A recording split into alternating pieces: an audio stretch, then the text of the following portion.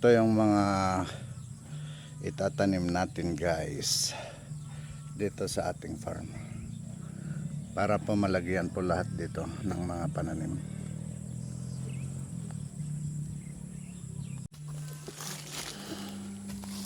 Dito guys magtatanim tayo ng nyug at mga iba't ibang uri po ng mga prutas. Ito naman po ay hindi na po natin siguro mahintay ang mga ito, pero wala ding naman masama guys kung gagawa tayo ng mga kabutihan para may alaala naman po tayong may iwan sa ating mga pamilya.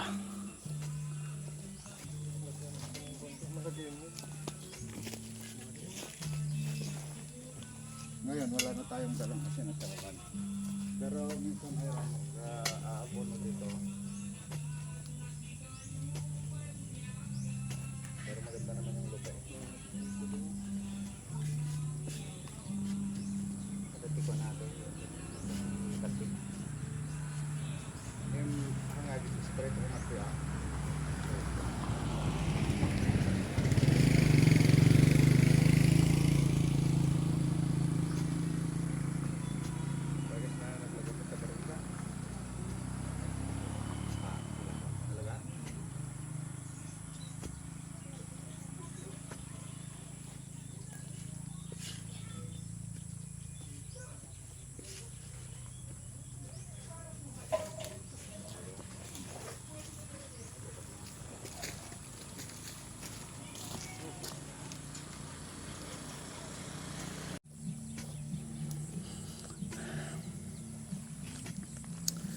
Yan guys, ito yung mga napiyar na tanim ng aking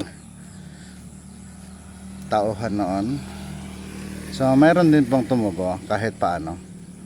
At nag-iwan din po siya ng konting alaala.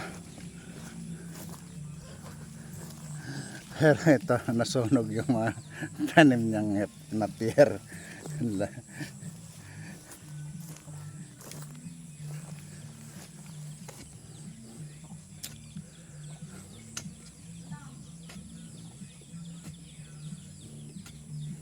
Ayan guys, doon po sa kabila masyadong masukal na ulit, palilinis natin yan.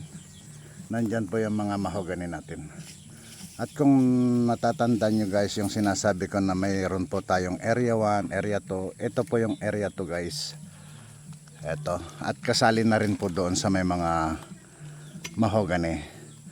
Tapos doon sa banda roon yung area 3 natin, mararating din po natin yan. Siguro mamayang hapon or bukas na po.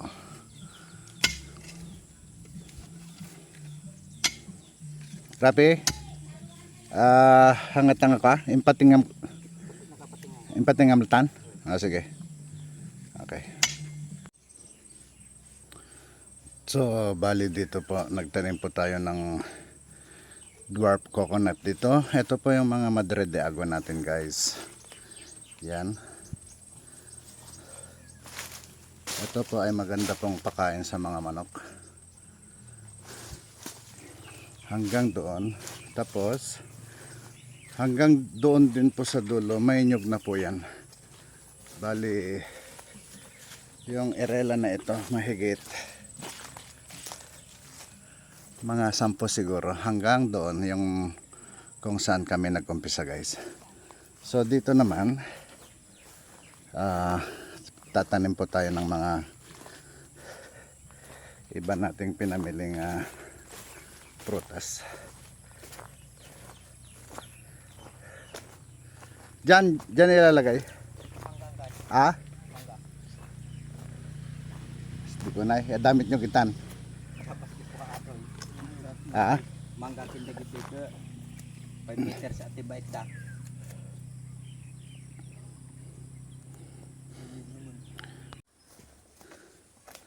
Ito, tatanim tayo ng avocado dito. Halo-halo na guys, hindi ko na alam kung saan maglalagay ng mga tinatanim. Ang importante may itinanim, may aanihin. Kaya yung mga kandyan, pasensya na muna. Ayan yung kan ko, isang powerhouse. So ganito lang nakikita nyo guys yung mga saging, kaya malulusog po yan yung mga pormahan na yan ng saging. Kaso lang napapabayaan talaga, pero ang lalaki guys ng mga bunga. Tulad doon, may bunga doon. Malapit nang ma-harvest yan. So super. Ayun. Ayun siya.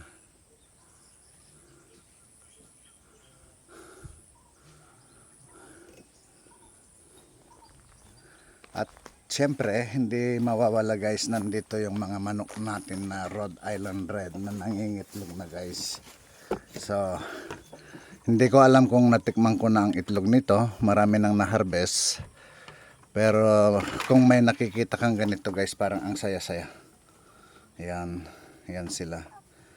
Eto isang pares ito, 5 sila, isang lalaki, 5 babae. Mayroon po tayong pangalawang pares doon. At kung halimbawa magkakaroon na po sila ng sisiw, yun po ang pag-aasawahin natin para hindi po sila mai-inbreed.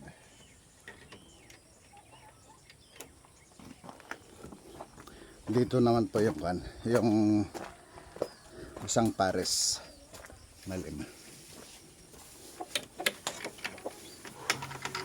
Ayun sila guys, lalaki. Actually guys, may mga itlog na yan.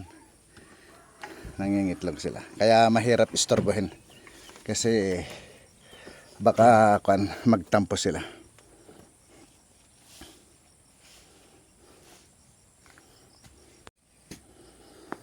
So ayan yung avocado natin. Tapos susunod dyan at may isa pa doon banda ron guys. So doon naman sa malapit sa poso natin, lalagyan natin ng lansones. Try natin kung mabubuhay ba ang lansones dito.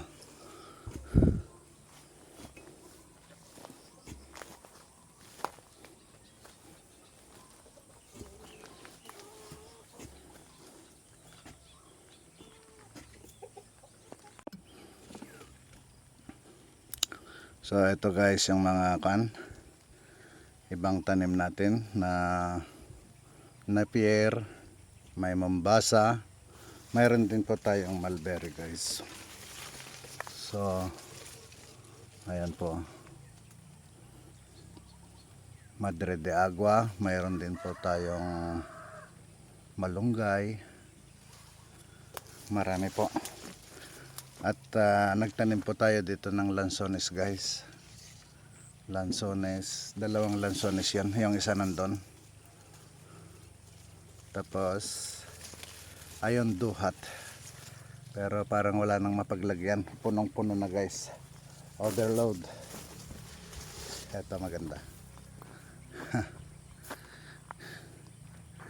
Kung may malunggay ka na, may talong ka pa, tiyak buhay na buhay. So sipag at tiyaga lang guys ang kailangan. Eto sila nagtatanim. Bali nagdugtong-dugtong na guys yung mga tanim ko. Ayan. Yan yung original na siguro. Original nga ah. Isa nga ng original lang. Puno.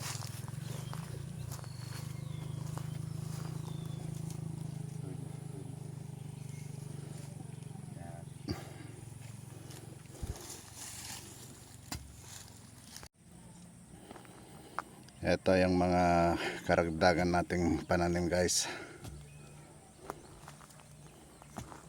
Nagadayo ka sa amin unahin.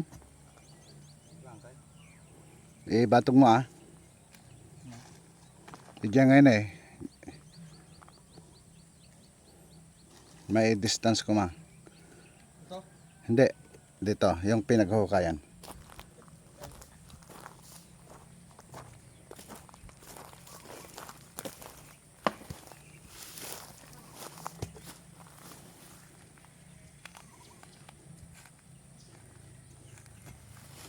Kuha ka manayin.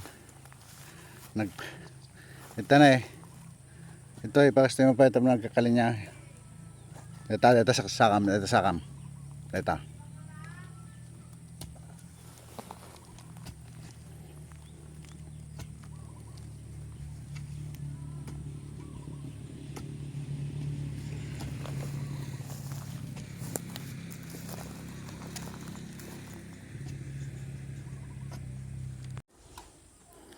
So tapos na po ang kaganapan ngayong umaga. Balik naman po tayo sa area 1 natin guys kasi hindi pa tayo nakapagpakain ng kambing dahil nagpurga tayo kaninang umaga. Pero hindi ko na nakunan ng video guys kasi tinuturuan ko si Iron kung anong gagawin. So ayan po, marami po tayong naitanim ngayon dito. Ito po yung area 2 natin. Kasali po yan. Sa totoo guys, bali 1 hectare ito. Pero dumaan ang kalsada dito. So nabiyak po yung 1 hectare ko. So naging 2 siya. At mayroon po tayo doon sa pinakamataas na bahagi po. Sa likod po niyan, nandyan po yung less than 4 hectares natin. Pupuntahan natin bukas yan guys.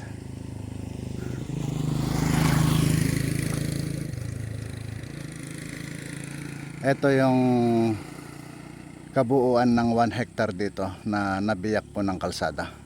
At ito po yung kabiyak niya. So yan lamang po. Magandang araw at salamat po sa inyong lahat. Paki-share naman po sa ating mga kaibigan. Baka po magustuhan nila yung ating mga video kahit wala pa pong masyadong magandang binibideo. So magkaroon din po tayo ng mas maraming subscribers. God bless po sa inyong lahat.